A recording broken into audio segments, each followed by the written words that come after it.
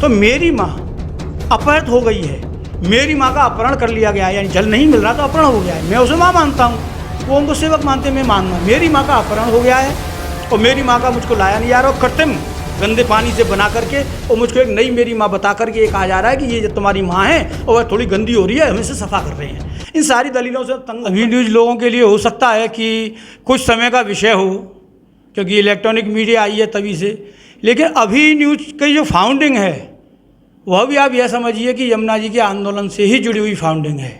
1987 में अभी न्यूज़ के जो संस्थापक हैं, जिनका ये प्रयास चल रहा है, श्री धनेश जी चतुर्वेदी, उन्होंने माँ यमुना का जब गंदा नाला हुआ था 87 में, तब अपनी टीम के साथ में अभी न्यूज़, हम अलग नहीं हैं, एक ही है, हम लोगों ने मिलकर उस समय इस आंदोलन को चालू किया।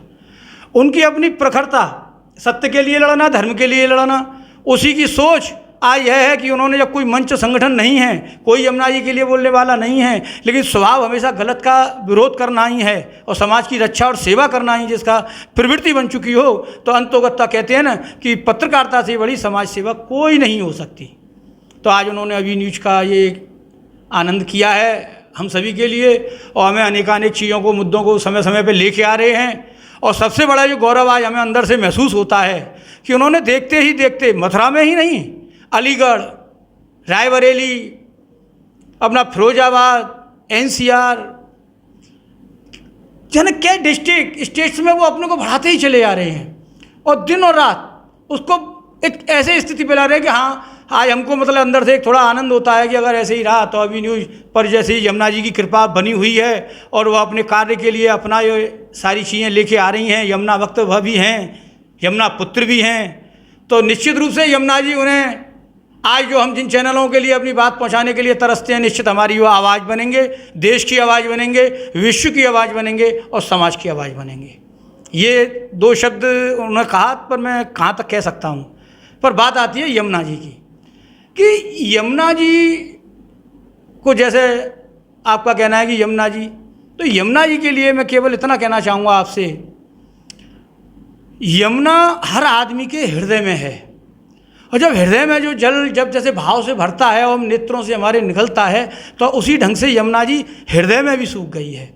तो अगर इस यमुना को नहीं, आज अगर कोई भी ये कहता है कि मथुरा में 84 कोस में विश्राम घाट पर अगर विश्व की कोई भी संस्था, मैं चैलेंज के साथ कह सकता हूँ, 1 ड्रॉप वाटर, यमुना जल, अगर वह साबित कर दे तो वो जो कहे सो हम करने के लिए तैयार हैं। लेकिन नहीं, मैं भी विभिन्न संगठनों से जुड़ा पूरा जीवन निकल गया समाज सेवा में, लेकिन बस एक ही बात समझ आई कि यह ईश्वर का कार्य है, ईश्वर ही करेगा, और जिस किसके हाथ से होना है ये बस देखना है, और वो कैसे करते हैं देखना है। मैं 12 वर्षों से माँ यमुना के किनारे पे आनंद ले रहा हूँ, आध्यात्मिक मिशन के द्वारा, संवैधानिक मिशन के द्वारा माँ यमुना का यमुना लाओ अभियान हम चला रहे हैं, हर व्यक्ति को जोड़ते हैं, अनेकानेक संगठन हुए, लेकिन हुआ क्या? लेकिन एक बात उसमें हुई कि जिन जिन ने वो संगठन चलाए उनको आप देखेंगे तो उन पर श्री यमुना जी की ऐसी कृपा है कि अगर उस समय के उनके हालात अगर देखेंगे तो उस समय के हालात यमुना जी के तो ज़्यादा बेहतर थे, लेकिन आज उनके ज़्यादा बेहतर हैं, यमुना जी के ज़्यादा बेहतर भले ही न हो, क्योंकि यमुना जी सदैव नाम लेने वाले पर कृपा करती हैं। कालिया नाग अपना विष लेकर के श्री यमुना जी में आ गया था, लेकिन जो यमुना जी का आसरा नाम भर भी ले लेता है, उस कालिया नाग को श्री यमुना जी ने श्री कृष्ण के चरण दिलवा दिए, जिनको योगी मुनि कभी नहीं मिलते, वो उसके मस्तक पर थे, जबकि उसने कोई जाप तप नहीं किया, सिवाय विषय वासना में वो गया था यमुना जी में। तो यमुना जी में किसी भी भाव को लेकर अगर आप जाएंगे और यमुना जी की बात रखेंगे तो निश्चित रूप से उनके आनंद होगा। सबके घर में आज आनंद है, यमुना जी का नाम लेने वाला, चाहे वो प्रदूषण के लिए नाम ले, चाहे किसी भी के लिए भी, शासन प्रशासन में जो भी उससे जुड़ा हुआ अधिकारी है उसके घर में आप जाके देख लेना, बेहतर से बेहतर वस्तु मिलेगी। श्री यमुना जी की उनके ऊपर खूब कृपा है। तो यमुना जी फिर कैसे आएंगी? यमुना जी हमको आपको लानी है। यमुना जी का कार्य किसी का नहीं है, यमुना जी का माँ बेटे के रिश्ते की बात है, भगवान और भक्त की बात है।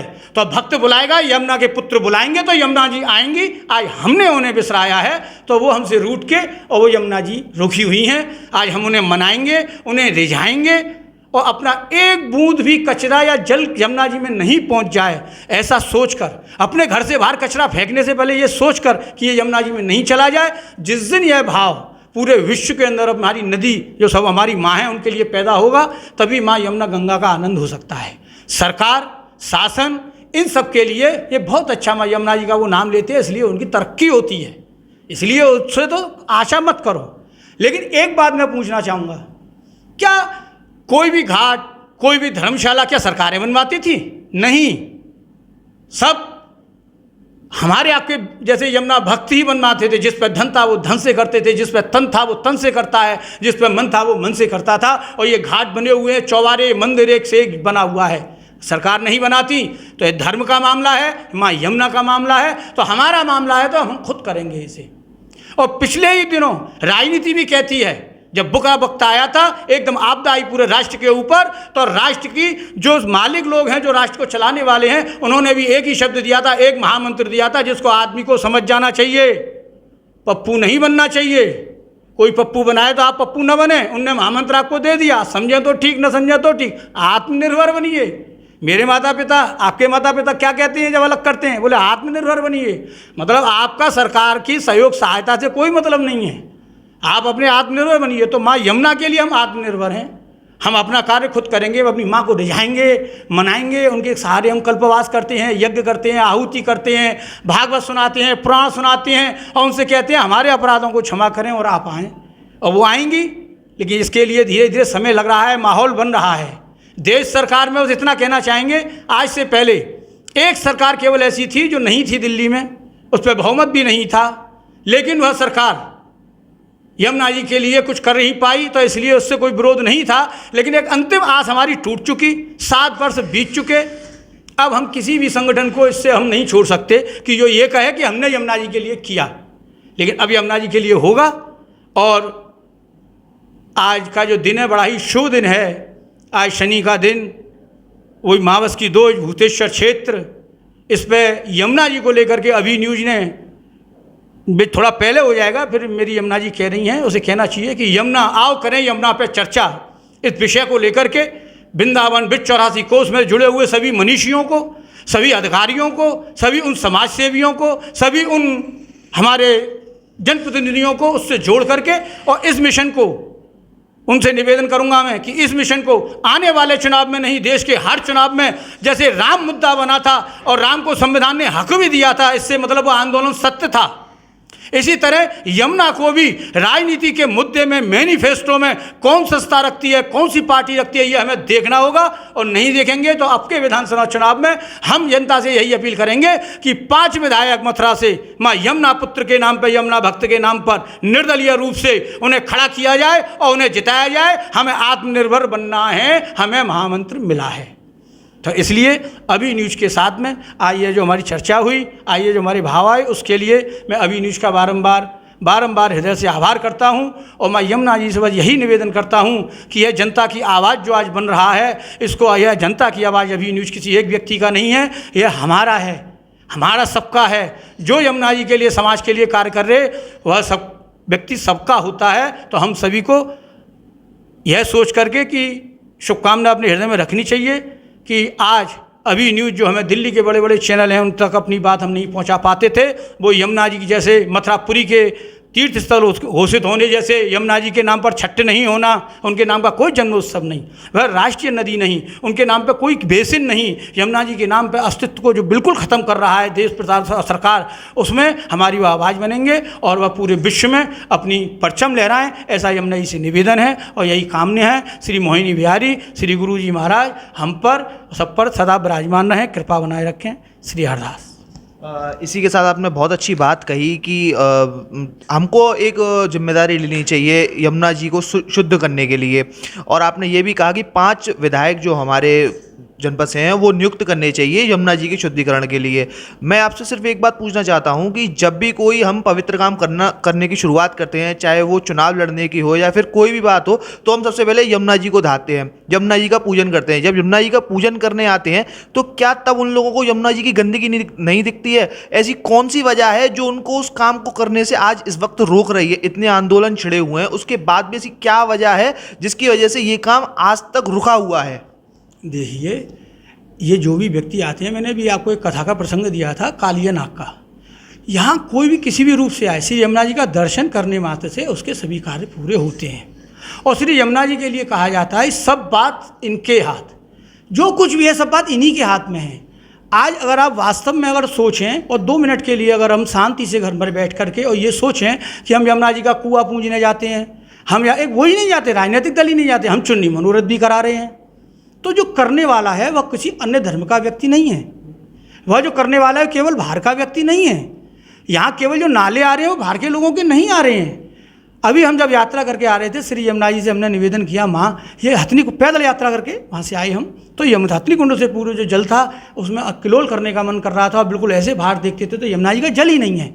हथनी कुंड से 8 किलोमीटर यमुना जी का जल ही नहीं है, मथुरा में एक बूंद जल भी नहीं है। तो ये जिसको आप जल कह रहे हैं ना, बस मैं इतना कहना चाहूँगा, मेरे लिए वो आज भी यमुना है, मैं आज भी उसका पान करता हूँ और मुझे वही मिलती है। लेकिन आप ये समझिए जो आप विसर्जित कर रहे हैं आप उसी का पान कर रहे हैं, इससे बड़ा कटु सत्य कुछ नहीं हो सकता।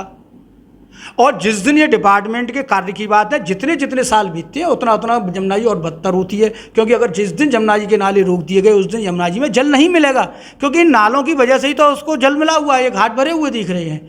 तो इसलिए किसी भी व्यक्ति के लिए ये कहना, चुनावों में इसको मुद्दा बनाना जरूरी है। और हम प्रयास आज ये चल रहा है इस पर कि हम यमुना ही मुद्दा हो, आत्मनिर्भर बने, लोकल और वोकल। हमारा लोकल मुद्दा यमुना जी है, उसी मथुरा जी को तीर्थ स्थल घोषित हो, यमुना जी के नाम से जन्म मतलब एक घोषित हो, कुछ भी नहीं है उनके नाम पर।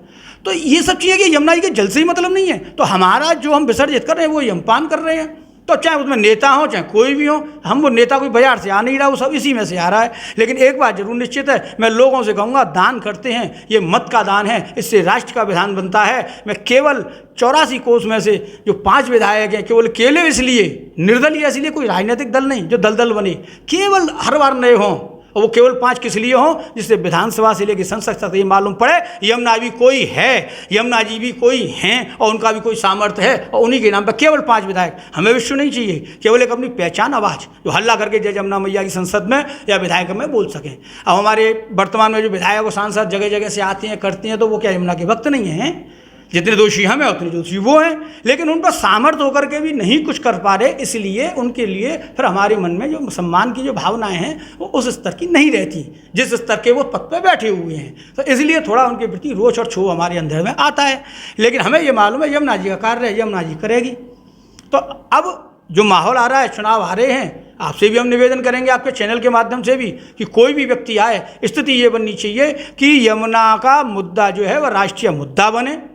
और यह मथुरा की भूमि, और आप लोगों ने पहले भी यहाँ से बड़े बड़े आंदोलन, राम जन्मभूमि आंदोलन भी मथुरा से ही पैदा हुआ, सारा कुछ यहीं से संचालित हुआ, और पुनः यमुना का जो विषय है वो राष्ट्र तक पहुँचे। यमुना का मुद्दा काफ़ी समय से चला आ रहा है, परंतु उस पर कोई प्रतिक्रिया नहीं देखने को मिलती है। अगर भविष्य में भी इसी तरह ये सब कुछ चलता रहा तो आपके द्वारा क्या कोई प्रतिक्रिया अमल में लाई जाएगी इस विषय में, और आप बता दें।